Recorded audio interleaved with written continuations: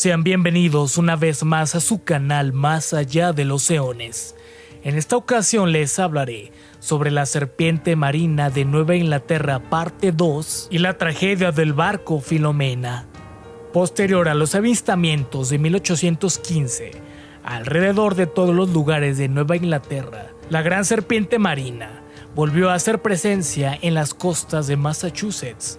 Fue informado por primera vez frente a Cape Ann el 6 de junio por el capitán y la tripulación de la balandra Concord. Se informaron avistamientos adicionales ese mes frente a Cohasset, Scituate y en Boston, pero algunos de los mejores avistamientos de ese verano tuvieron lugar a mediados de agosto, esa vez en Nahant, donde fue observado por hasta 300 testigos, entre ellos James Prince, sheriff del distrito, quien ofreció su testimonio escrito a los periódicos. El 26 de agosto estaba de regreso navegando entre Stage Point y Ten Pound Island, según lo informado por el reverendo Cheever Felch, quien estaba participando en una inspección del puerto a bordo de la goleta Science. Felch informó del encuentro en una carta al Boston Sentinel. El tono un tanto malhumorado de la carta de Felch nos da una idea de cómo pensó que podría ser recibida. Habiendo otros tomado la mano para dar alguna cuenta de la serpiente marina, no sé por qué no he de tener yo la misma libertad, escribió. Estábamos avanzando esta mañana por el puerto en el barco de la goleta, cuando frente a Daliban Neck, se refiere a Dolivers, William T. Malbon, comandante de la goleta, al ver una aparición en el agua dijo: «Ahí está tu serpiente de mar», es decir, para burlarse de mí, por creer en su existencia, pero resultó que no era una broma.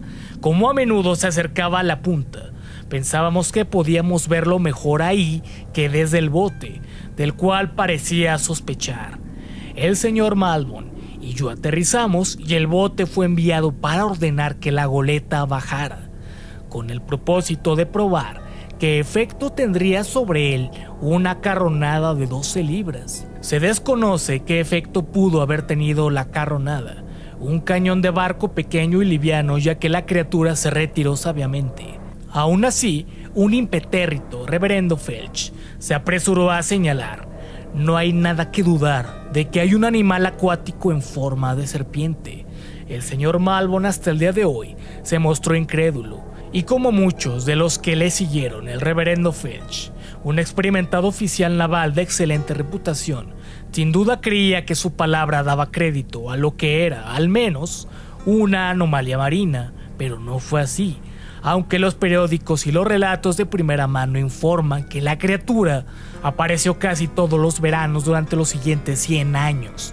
La mayoría de los testigos se encontraron en la incómoda posición de ser francamente incrédulos. En 1892, un biólogo holandés llamado Dr. Anton Oudemans consideró auténticos los informes de Gloucester y los incluyó en la primera gran compilación de avistamientos en todo el mundo de la gran serpiente marina.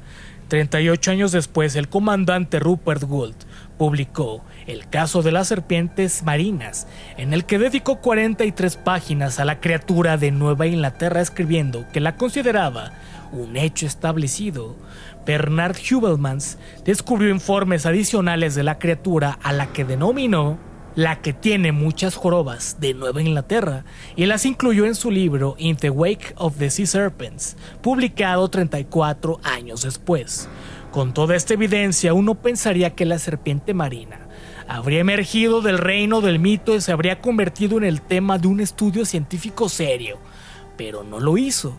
De hecho, en los años transcurridos desde que se publicó el libro de Houdeman a final del siglo XIX, comenzó a aparecer en la autora famosa criatura que nunca hubiera existido, que quizá fue un espejismo o una alucinación masiva o simplemente una identificación errónea debido a una observación imperfecta. Nadie parecía informar más sobre la criatura por miedo al ridículo, o si lo hacían, a veces incluían detalles tan extraños que sus historias solo añadían a su condición de criatura de la imaginación.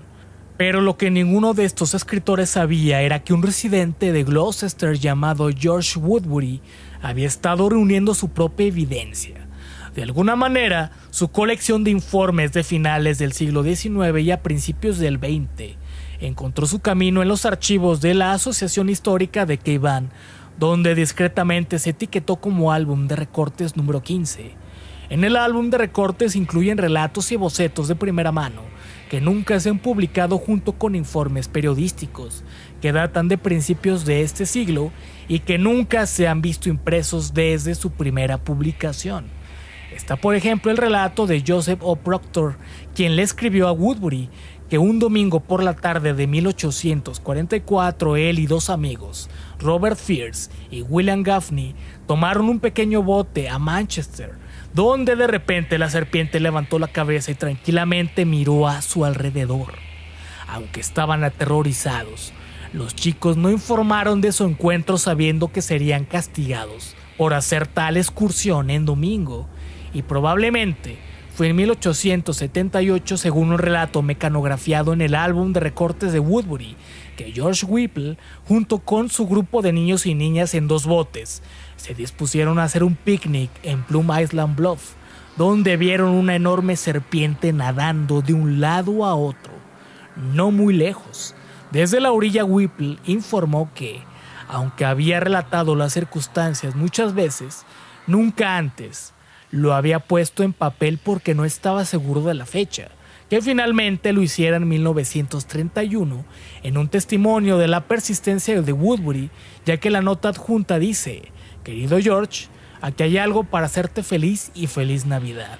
Otro ejemplo de la tenacidad de Woodbury se puede encontrar en una nota que acompaña a un recorte del periódico de 1912.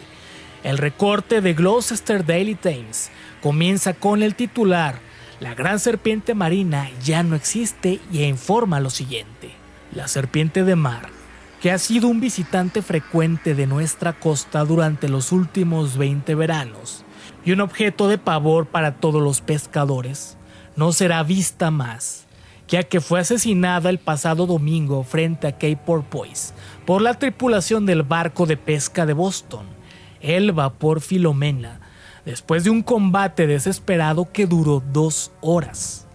Un pequeño cardumen de caballas estaba tirando en la red cuando se notó una conmoción entre los peces, y la serpiente marina, que evidentemente había estado debajo de la red, hizo su aparición junto al barco para alarma y disgusto de la tripulación, que nunca había visto algo así antes.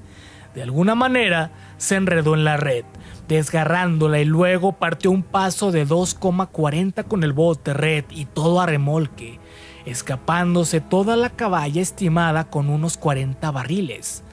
Al ver que algo andaba mal, los barcos pesqueros Victor y Ethel, que estaban pescando en el mismo lugar, acudieron en ayuda de los hombres del Filomena, y se produjo una pelea bastante dura entre la tripulación, con fuerzas combinadas de los 3 barcos, que se unieron para atacar a la serpiente.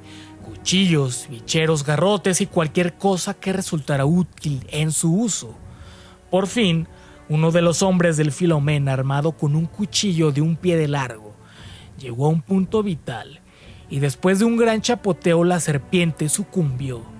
El capitán Mackinnon, el capitán del Filomena, describe al monstruo marino como de 50 a 60 pies de largo.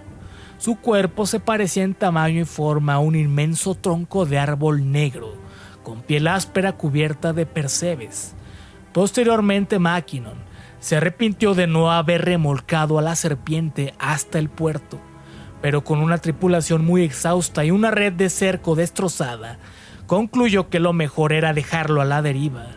Llamado Big Ben por los pescadores, y tan temido por ellos que invariablemente arrancaban estacas cuando aparecía, se le ve todos los veranos por la costa desde hace muchos años, aunque muchos han puesto en duda su existencia. La información para esta segunda parte fue extraída de la web Pip's Home on the Web y del documental Monstruos del Mar, Misterios de la Historia de History Channel.